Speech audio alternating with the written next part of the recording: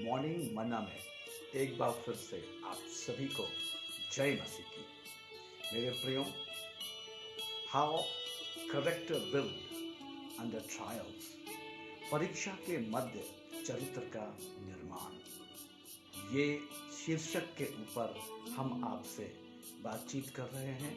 आज एक बार फिर से परमेश्वर के वचन रोमियो की पत्री 5वां अध्याय और उसके 3, 4 और 5 पद से मैं आपके सामने बात करना चाहूंगा। तीसरा पद इस प्रकार से कहता है, केवल यही नहीं वरन हम क्लेशों में भी घमंड करें, ये जानकर कि क्लेश से धीरज। प्रेरित पौलुस रोमियो की कलीसिया को इस प्रकार से लिख रहे हैं, केवल यही नहीं वरन हम क्लेशों में भी घमंड करें। हम अपने परीक्षा के दौरान, हम अपने दुख की घड़ी में भी घमंड करें। हम बहुत हैरान हो जाएं, हम बहुत परेशान हो जाएं, ऐसा नहीं कह रहा, लेकिन प्रेरित पौलुस कहते हैं क्लेशों में भी घमंड करें।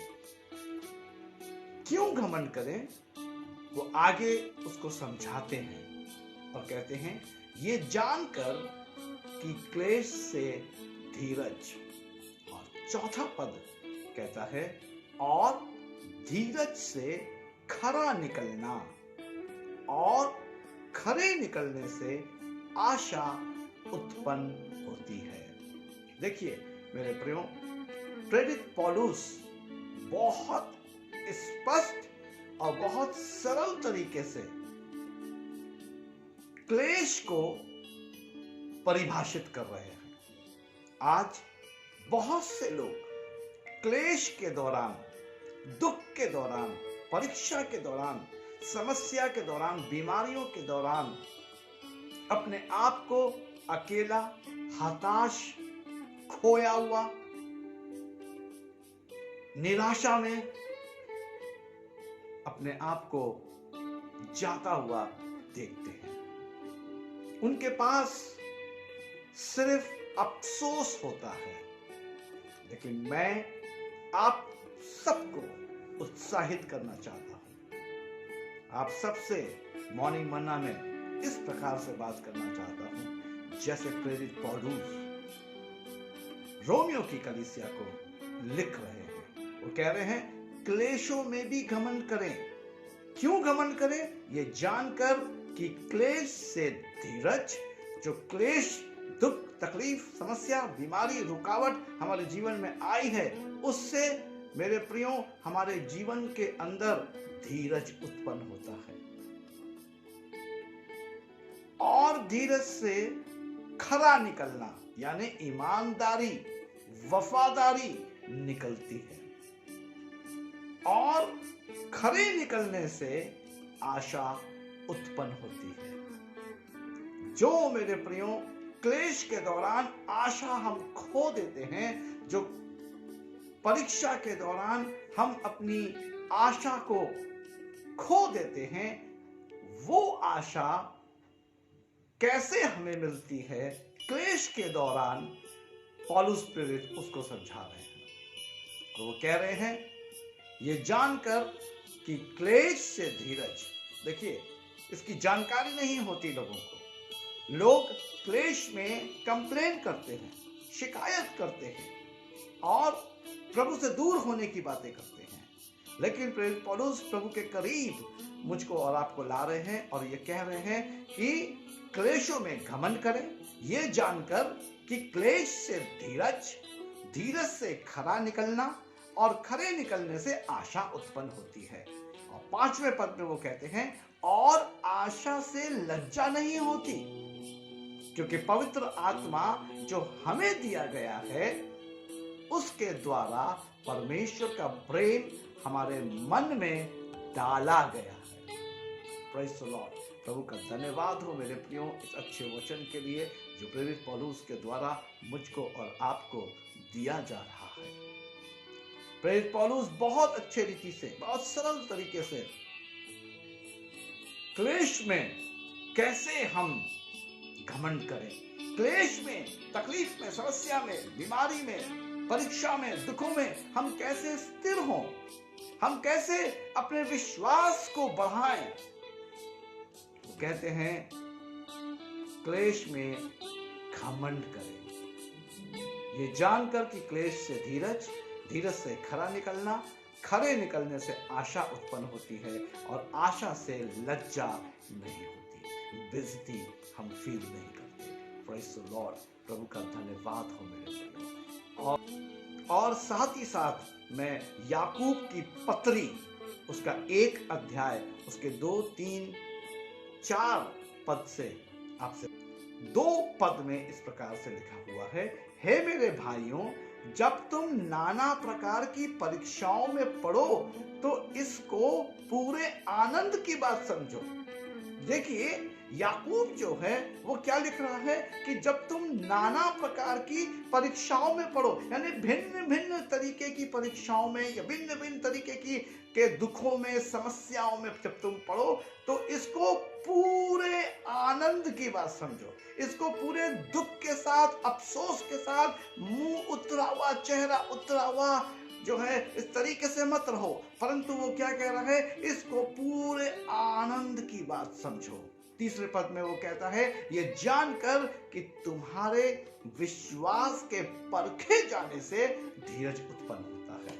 मेरे प्रियो, जब हम किसी परीक्षा में या किसी ऐसी समस्या में या किसी ऐसे नाना प्रकार के दुखों में जब हम जाते हैं, जब हमारे साथ ऐसा दुख का समय आता है, दुख की घड़ी आती है, मैं आपको बताना चाहता हूं कि उस समय मेरा और आपका विश्वास परखा जाता है। और यहां पर भी मेरे प्रियो याकूब जो है बहुत सरल रीति से समझा रहा है, जो कि मेरे और आपके समझ में आ जाएगा। ये जानकर कि तुम्हारे विश्वास के परखे जाने से धीरज उत्पन्न होता है। चौथा पद कहता है, पर धीरज को अपना पूरा काम करने दो। क्या कह रहा है परमेश्वर का वचन मेरे प्रियो? मैं फिर से पढ़ूंगा ताकि आप चीजों को समझ सकें।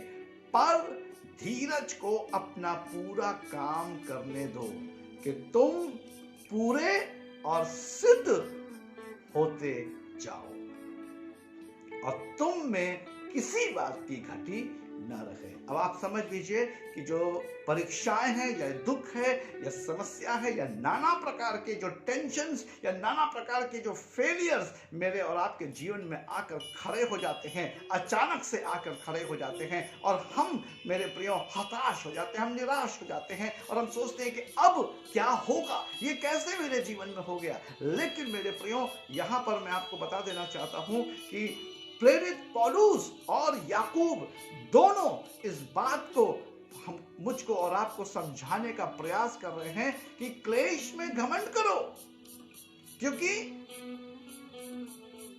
क्लेश से धीरज, धीरज से खरा निकलना और खरे निकलने से आशा उत्पन्न होती है और आशा से लज्जा नहीं होती। और याकूब कह रहे हैं, हे मेरे भाइयों, जब तुम नाना प्रकार की परीक्षाओं में पढ़ो तो इसको पूरे आनंद की बात समझो। जब आप परीक्षा में गुजरे, समस्याओं में गुजरे, तकलीफ में गुजरे, दर्द से गुजरे, असफलताओं में गुजरे, मेरे प्रियो, उसे पूरे आनंद की बात समझो। ये जानकर कि तुम्हारे विश्वास के परखे जाने से, यानी कि जब हम समस्या में पड़ते हैं हमारा विश्वास परखा जाता है। जब भी आप परीक्षा में, दुखों में, समस्याओं में, फेलियर में, असफलताओं का सामना कर रहे हो, जब आपको ऐसा लग रहा हो कि सब कुछ टूट के गिर रहा है, सब कुछ बिखर रहा है, उस समय ये जान जाइए कि आपके विश्वास की परख हो रही है। जब आपके पास एक नेगेटिव रिपोर्ट आए कि आपको ऐसा हो गया है, जब आपके पास आपकी जो मेडिकल रिपोर्ट आपको मिले और उसमें हो आपको ये बीमारी है, उसी घड़ी मेरे प्रियो परमेश्वर का धन्यवाद दीजिए, आनंदित होइए और कहिए थैंक यू जीसस। क्यों? क्योंकि मेरा और आपका विश्वास को परखने की वो घड़ी होती है। जहां आप नौकरी करना नहीं चाहते, जहां आप जाना नहीं मांगते, वहीं आपको जाना पड़े या वहीं उन्हीं लोगों से आपको बात करनी पड़े जिनसे आप बात करना नहीं चाहते, मेरे प्रियो मैं आपको बता रहा हूं, आनंद समझो, आनंद समझो। उस घड़ी को, उस चीज के लिए आनंद समझो। क्यों? क्योंकि धीरज से खरा निकलना और खरे निकलने से आशा उत्पन्न होती है और आशा से लज्जा नहीं होती। और याकूब कहता है, मेरे भाइयों, जब तुम नाना प्रकार की परीक्षाओं में पढ़ो तो इसको पूरे आनंद की बात समझो, ये जानकर कि तुम्हारे विश्वास के परखे जाने से धीरज उत्पन्न होता है। सो इन वचनों के द्वारा परमेश्वर जो है आपके चरित्र का निर्माण करे, आपको बिल्ड करे। जब मैं और आप या बहुत से ऐसे मेरे भाई बहन परीक्षा में, नाना प्रकार की परीक्षाओं में पढ़ते हैं, प्रभु आप सबको आशीष दे। आइए हम प्रार्थना करें। सर्वशक्तिमान, दयालु, अति करुणामय परमेश्वर पिता, धन्यवाद, महिमा, आदर, सम्मान आपको देता हूं। इन वचनों के लिए बहुत आभारी हूं। हाँ प्रभु, हम धन्यवाद करते याकूब के जीवन से, जो प्रभु लिखते हैं प्यारे तरीके से, बहुत समझा कर लिखते हैं। मैं धन्यवाद करता हूँ प्रभु जी। वो कहते हैं कि क्लेशों में घमंड करो, प्रेज़ द लॉर्ड। ये जानकर कि क्लेश से धीरज, धीरज से खरा निकलना और खरे निकलने से आशा उत्पन्न होती है और आशा से लज्जा नहीं होती। प्रभु धन्यवाद करता हूँ और यही प्रार्थना करता हूँ प्रभु कि जब हम नाना प्रकार की समस्याओं में, परीक्षाओं में, दुर्बलता में, कमजोरी में, बीमारी में, तकलीफ में पड़े, उस समय हम आनंद समझे, ताकि प्रभु आपके नाम की महिमा हो और आपके नाम की स्तुति हो और हमारा विश्वास जो परखा जा रहा है वो हम उसमें खरे निकले। हमारी अगुवाई करें, हम पर अनुग्रह करें और दया करें प्रभु यीशु मसीह के नाम में, आमीन। मसीह में मेरे प्रिय भाइयों और बहनों, मैं आप सबका आभारी हूँ, मैं आप सबका धन्यवादी हूँ, क्योंकि आप सब अच्छे अच्छे कमेंट्स के साथ हमारे इनबॉक्स में लिख रहे हैं, हमें उत्साहित कर रहे हैं। परमेश्वर आप सबों को आशीषित करें। यदि आप में से कोई भी प्रार्थना चाहता है या बाइबल अध्ययन में आगे बढ़ना चाहता है, हमारे दिए गए नंबर से हमसे 24/7 कभी भी आप संपर्क करें।